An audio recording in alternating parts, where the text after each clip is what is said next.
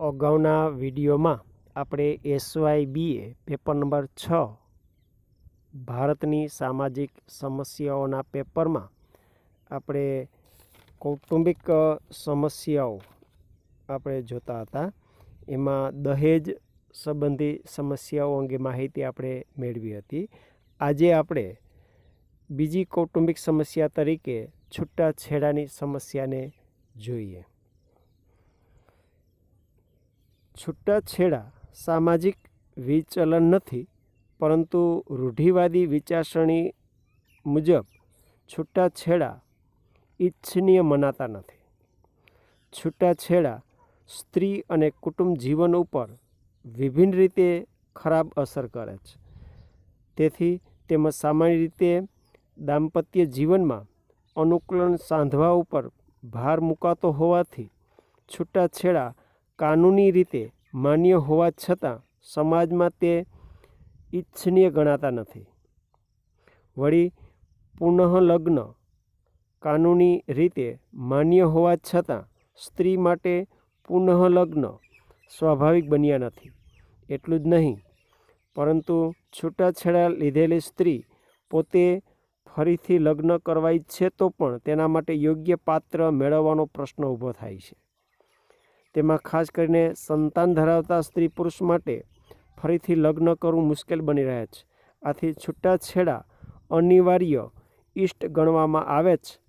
આધુનિક સમયમાં વિભિન્ન પરિબળોની અસર હેઠળ છૂટાછેડાનો દર ઊંચો જતો જાય છે અને ભવિષ્યમાં તે વધુ ઊંચો જવાની ધારણા છે. ભારત વિકસતા સમાજમાંથી વિકસિત સમાજમાં જેમ જેમ રૂપાંતર પામતો જાય તેમ તેમ સ્ત્રી શિક્ષણ અને સ્ત્રીઓનો વ્યવસાય પ્રવેશ વધતા જાય તેમ તેમ છૂટાછેડાનો દર ઊંચો આવતો જાય. એ દ્રષ્ટિએ તેમજ રૂઢિવાદી વિચારસરણી અનુસાર છૂટાછેડા લગ્ન સંસ્થા સામેનો પડકાર બની રહ્યા છે. સૌપ્રથમ આપણે છૂટાછેડાનો અર્થ સમજીએ. છૂટાછેડા કોને કહેવાય? લગ્નથી સ્ત્રી અને પુરુષને પત્ની અને પતિ તરીકેનો દરજ્જો પ્રાપ્ત થાય છે, જ્યારે છૂટાછેડાથી પતિ પત્ની તરીકેના દરજ્જાનો અંત આવે છે. એટલે કે છૂટાછેડા લગ્નના સંબંધોનો અંત આણે છે. છૂટાછેડાને લીધે લગ્ન દ્વારા એકબીજાને મળેલા હક્કો અને ફરજોનો સમાજ અને કાનૂની દ્રષ્ટિએ કાયમ માટે અંત આવે છે. લગ્નથી સ્ત્રી પુરુષ વચ્ચેના સંબંધોનો સમાજનો રિવાજ તથા કાનૂન દ્વારા સ્વીકાર થયો હોય છે. તે જ રીતે છૂટાછેડાથી સ્ત્રી પુરુષ વચ્ચેના સંબંધનો સમાજના રિવાજ અને કાનૂન દ્વારા અંત આવે છે. તે દાંપત્ય જીવનની નિષ્ફળતા કે દુઃખી દાંપત્ય જીવનની અંતિમ અવસ્થાનો નિર્દેશ કરે છે. તેની સાથોસાથ બંને માટે પુનઃલગ્ન દ્વારા સુખી દાંપત્ય જીવનનો માર્ગ પણ મોકળો થાય છે. તો છૂટાછેડા એટલે પતિ પત્ની તરીકેનો સમાજ દ્વારા જે દરજ્જો મળ્યો એ દરજ્જાનો અંત એટલે છૂટાછેડા. છૂટાછેડા અંગે 3 પ્રકારની સમાજમાં વિચારસરણી જોવા મળે છે. જેમ કે રૂઢિવાદી વિચારસરણી, ક્રાંતિકારી વિચારસરણી અને મધ્યમ માર્ગી વિચારસરણી. જેમાં રૂઢિવાદી વિચારસરણીમાં છૂટાછેડાનો સ્વીકાર કરવામાં આવતો નથી. ગમે તેમ કરીને છૂટાછેડા ન લેવા, છૂટાછેડા ઉપર પ્રતિબંધ, મુક્તિ વિચારસરણી કે જેને આપણે રૂઢિવાદી વિચારસરણી તરીકે ઓળખાવીએ. અને ક્રાંતિકારી વિચારસરણી એવી વિચારસરણી છે કે જેમાં દુઃખી દાંપત્ય જીવન હોય તો સ્ત્રી કે પુરુષ પોતાની ઈચ્છા મુજબ છૂટાછેડા લઈ શકે, એના ઉપર ભાર મુક્તિ વિચારસરણી છે. જ્યારે મધ્યમ માર્ગી વિચારસરણી એવી વિચારસરણી છે કે બને ત્યાં સુધી છૂટાછેડાની પરિસ્થિતિ ઉદ્ભવે તો બને ત્યાં સુધી છૂટાછેડા ન લેવા, પણ જો છૂટાછેડા લેવા જ પડે એમ હોય, દુઃખી દાંપત્ય હોય તો છૂટાછેડા લેવા. એટલે વચ્ચેનો માર્ગ ઉપર ભાર મૂકતી આ વિચારસરણી છે. તો આવી 3 પ્રકારની વિચારસરણી જોવા મળે. હવે આપણે સમાજમાં છૂટાછેડાની પરિસ્થિતિ કઈ રીતે ઉદ્ભવે, એના ઉદ્ભવ માટેના કયા કયા કારણો જોવા મળે એ આપણે જોઈએ. તો છૂટાછેડા એ કુટુંબ સંઘર્ષની લાંબી પ્રક્રિયાનું પરિણામ છે.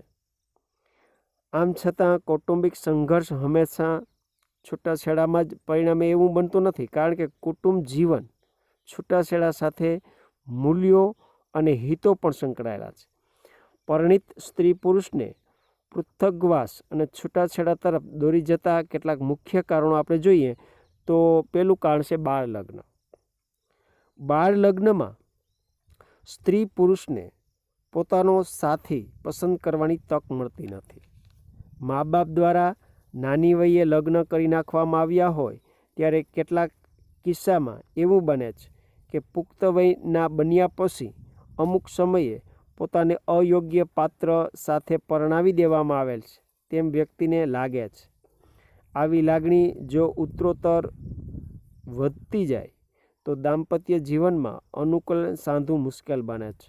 આવી પરિસ્થિતિ સાથે અન્ય સંજોગો ભળતા વ્યક્તિ છૂટાછેડા તરફ દોરાતો હોય છે. તો આ પણ એક એનું કારણ ગણાય. ત્યારબાદ બીજું કારણ છે યોજિત લગ્ન પ્રથા.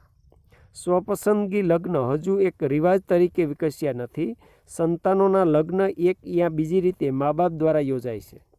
કેટલીક વખત સંતાન માટે મા બાપે પસંદ કરેલ પાત્ર સંતાનને પસંદ ન હોય, પરંતુ મા બાપ પ્રત્યેની લાગણી, મા બાપનું નિયંત્રણ, આજ્ઞાકીતપણું વગેરે પરિબળોની અસર હેઠળ વ્યક્તિ મા બાપની પસંદગી સ્વીકારી લે છે.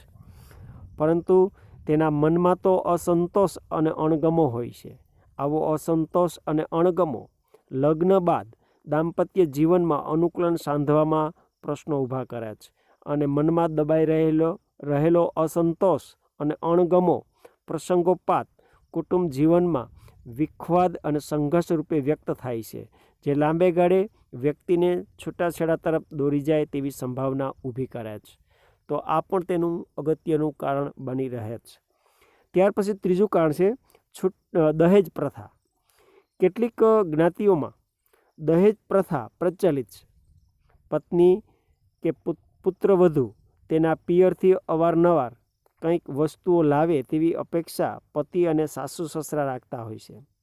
આવી અપેક્ષા પરિપૂર્ણ ન થતાં સ્ત્રી, પતિ અને સાસુ વગેરે કુટુંબીજનોના રોષનો ભોગ બન્યા છે. કેટલીક વખત તો પિયર ગયેલી પુત્રવધૂને તેડવામાં આવતી નથી. નજીવા કારણસર મારકૂટ, મેણાટોણા કરવામાં આવે છે. આવા સંજોગો છૂટાછેડા તરફ દોરી જાય છે. તો આ પણ એક એનું અગત્યનું કારણ બની રહે છે. ત્યાર પછી ત્રીજું કારણ છે, ચોથું કારણ છે સંયુક્ત કુટુંબ પ્રથા. લગ્ન એ વ્યક્તિનો નહીં પરંતુ કુટુંબનો પ્રશ્ન છે. વાસ્તવમાં તો લગ્ન દ્વારા સ્ત્રી પુરુષ જ નહીં પરંતુ તેમના કુટુંબો પણ જોડાય છે. લગ્ન બાદ સ્ત્રી પતિના મા બાપ સાથે રહે છે. સાસુ, સસરા, નણંદ વગેરે સભ્યોની પુત્રવધૂના મા બાપના કુટુંબ પાસે લગ્ન સમયની અપેક્ષાઓ પરિપૂર્ણ ન થતાં સંઘર્ષ સર્જાતો હોય છે. આવો સંઘર્ષ દાંપત્ય સંઘર્ષ પણ પેદા કરે છે. કેટલીક વખત પતિ પત્ની વચ્ચે કોઈ અણબનાવ ન હોય, બંને સહજીવન ઈચ્છતા હોય, પરંતુ બંનેના કુટુંબીજનોનો બિનજરૂરી અને અયોગ્ય હસ્તક્ષેપ સંઘર્ષ પેદા કરે છે. પિયર પક્ષનો હસ્તક્ષેપ સંયુક્ત કુટુંબમાં ગોઠવાઈ ન શકે તેવી શિખામણ, જુદા થવાની સલાહ વગેરે કૌટુંબિક અને દાંપત્ય જીવનમાં સંઘર્ષ અને તંગદિલી પેદા કરે છે. પિયર પક્ષ તરફથી મળતી વધુ પડતી સલામતી સ્ત્રીને પતિગૃહે સ્થિર થવામાં અવરોધક બને છે, જે સંઘર્ષનો સ્ત્રોત બની પૃથકવાસ અને છૂટાછેડા તરફ દોરી જાય છે. તો આ પણ એક તેનું અગત્યનું કારણ બને. પાંચમું કારણ આપણે જોઈએ તો વાંઝિયાપણું ગણાવી શકાય. ભારતમાં સંતાન વિહોણાપણું કે વાંઝિયાપણું ખરાબ મનાય છે. કેટલાક દાખલામાં વાંઝિયાપણાથી સર્જાતો સંઘર્ષ અને તંગદિલી છૂટાછેડા તરફ દોરી જાય છે. કેટલાક કિસ્સામાં નપુંસકતા પણ છૂટાછેડા માટેનું કારણ બને છે.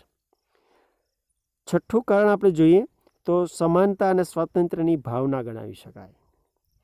પરંપરાગત મૂલ્યો સ્ત્રીની પરાધીનતા ઉપર ભાર મૂકે છે.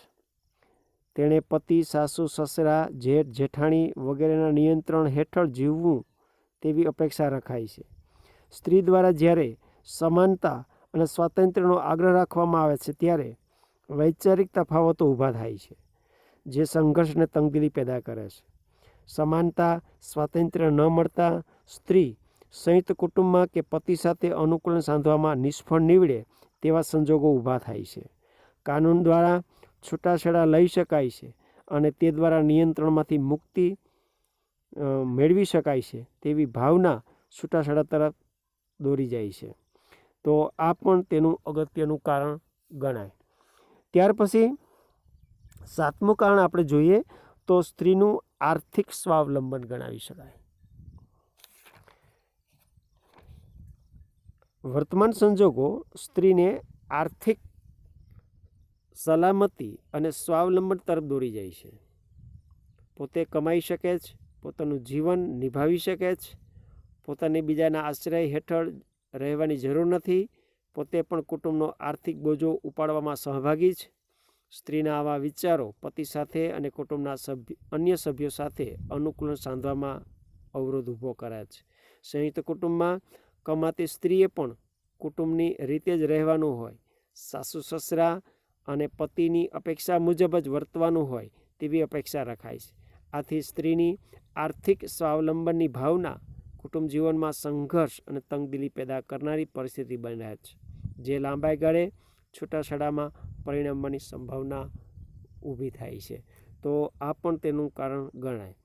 ત્યાર પછી 8મું આપણે કારણ જોઈએ તો સામાજિક દરજ્જાનો તફાવત ગણાવી શકાય. સામાન્ય રીતે લગ્ન માટે સમોવડિયા કુટુંબને પસંદ કરવામાં આવે છે, પરંતુ અધિલગ્ન પ્રથા અનુસાર ઊંચા કુળમાં કન્યા પરણાવવી તે પ્રતિષ્ઠારૂપ ગણાતું હોય છે. આથી પતિ પત્નીના કુટુંબોના આર્થિક અને સામાજિક દરજ્જા પ્રતિષ્ઠાનો મોટો તફાવત ઊભો થતો હોય છે. આવા તફાવતો કુટુંબ જીવન અને દાંપત્ય જીવનમાં અનુકૂલન સાંધવામાં અવરોધક બની પ્રસંગોપાત સંઘર્ષ અને તંગદિલીનો સ્ત્રોત બને છે, જે કેટલી વખત છૂટાછેડા તરફ દોરી જતી પરિસ્થિતિ બની રહે છે. ત્યાર પછી સામાજિક ગતિશીલતા એ પણ આના માટેનું કારણ ગણાય. આધુનિક સમયમાં સામાજિક ગતિશીલતા છૂટાછેડાના કારણ તરીકે ધ્યાન ખેંચનારી પરિસ્થિતિ બનવા લાગી છે. ગતિશીલતા સ્ત્રી કે પુરુષના દરજ્જામાં થતો ફેરફારનો નિર્દેશ કરે છે. એક શહેરમાંથી બીજા શહેરમાં થતું સ્થળાંતર કે વિદેશ ગમન, નોકરી ધંધામાં મળતી બઢતી વગેરે પરિસ્થિતિ સ્ત્રી પુરુષ ઉપર મૂલ્યોનો પ્રભાવ નબળો પાડે છે. પતિનું સ્થળાંતર કે વિદેશ ગમન જેવી પરિસ્થિતિ પતિ પત્ની વચ્ચે ભૌતિક અંતર ઊભું કરી તેમના જાતીય જીવનની સમસ્યા ઊભી કરે છે. આને લીધે દાંપત્ય જીવનની એકતા ઢીલી પડવા લાગે છે, જે કાળાંતરે છૂટાછેડા માટે કારણરૂપ બની રહે. તો આ પણ તેનું અગત્યનું કારણ ગણાવી શકાય. ત્યાર પછી 10મું કારણ આપણે જોઈએ તો લગ્ન બહારના જાતીય સંબંધો ગણાવી શકાય. પતિ કે પત્નીના લગ્ન બહારના જાતીય સંબંધો દાંપત્ય જીવનમાં ઘણી વખત વિઘાતક બને છે. વર્તમાન સમયમાં પુરુષ કે સ્ત્રી પર સ્ત્રી કે પરપુરુષ સાથે પ્રણય સંબંધો અને જાતિ સંબંધો વિકસાવે તેવી પરિસ્થિતિ વધતી જાય છે. જૂના માનસવાળા કુટુંબમાં જાતીય સંબંધમાં પતિ કે પત્નીની ભૂલ તેમના દાંપત્ય જીવનમાં સંઘર્ષ સર્જે છે. આવો સંઘર્ષ લાંબે ગાળે છૂટાછેડામાં પરિણમે છે. ત્યાર પછી 11મું આપણે કારણ જોઈએ તો પ્રણય ભાવના ગણાવી શકાય. પ્રણય ભાવના પરસ્પરની સ્વીકૃતિની અને પ્રેમની જરૂરિયાતનું પાયાનું અંગ છે. આથી પતિ પત્નીની પ્રણય ભાવનામાં આવતી ઓટ તેમની વચ્ચે અંતર ઊભું કરે છે. આજનું સાહિત્ય, નાટકો, ચલચિત્રો પ્રણય ભાવના ઉપર વધુ ભાર મૂકે છે. પ્રણયમાં કલ્પેલું સ્વપ્નમય જીવન ધીમે ધીમે સરતું જતું જણાય છે, ત્યારે આઘાતનો અનુભવ થાય છે. વ્યક્તિવાદ અને સાહિત્ય, નાટકો, સિનેમા વગેરે એ વિકસાવેલી તીવ્ર પ્રણય ભાવનાની અસરને લીધે નવી મુશ્કેલીઓ અને વાસ્તવિકતાનો સામનો કરવા પતિ પત્ની સમર્થ બની શકતા નથી. પરિણામે દાંપત્ય જીવનમાં આવશ્યક અનુકૂલન સાંધવામાં નિષ્ફળ જાય તેવી સંભાવના ઊભી થાય છે અને ધીમે ધીમે પતિ પત્નીના સ્વભાવમાં ફેરફાર લાવે છે. આવું સ્વભાવ પરિવર્તન મતભેદ, વિરોધ, તંગદિલી અને સંઘર્ષમાં પરિણમવા લાગે છે, જે સમય જતાં છૂટાછેડા તરફ દોરી જનારી પરિસ્થિતિ બની રહે છે. ત્યાર પછી છેલ્લું કારણ આપણે જોઈએ તો જાતીય અસંતોષ ગણાવી શકાય. દાંપત્ય જીવનમાં પતિ કે પત્ની કે બંને એકબીજા કારણસર પૂરતો જાતીય સંતોષ ન મેળવી શકતા હોય તો તેઓ દાંપત્ય જીવનમાં અનુકૂલન સાધી શકતા નથી. આવો અસંતોષ તેમના પારસ્પરિક સંબંધમાં વિવિધ રીતે વ્યક્ત થવા લાગે છે. જાતીય અસંતોષ ઊભો કરવામાં અનેકવિધ પરિબળો ભાગ ભજવે છે. જાતીય અસંતોષ અને તેનાથી પતિ પત્નીના વર્તનમાં થતા ફેરફારો તેમની વચ્ચે સંઘર્ષ અને તંગદિલીનું વાતાવરણ ઊભું કરે છે. લાંબા સમયની આવી પરિસ્થિતિ પતિ પત્નીને છૂટાછેડા તરફ દોરી જાય છે. આ ઉપરાંત ધર્મ અને નીતિનું ઘટતું જતું પ્રભુત્વ અને ઘટતું જતું નિયંત્રણ, ઉદ્યોગીકરણ, શહેરીકરણ વગેરે પરિબળો પણ છૂટાછેડાના કારણ તરીકે મહત્વનો ભાગ ભજવે છે. જોકે તેમાં કોઈ એક કારણ જવાબદાર હોતું નથી, પરંતુ એકી સાથે ઘણા કારણો સંયુક્ત અસર હેઠળ પતિ પત્ની છૂટાછેડા દોરાવી જતા હોય છે. તો આ બધા કારણો આપણે જોઈ શકીએ. બસ અહીંયા સુધી આપણે રાખીએ.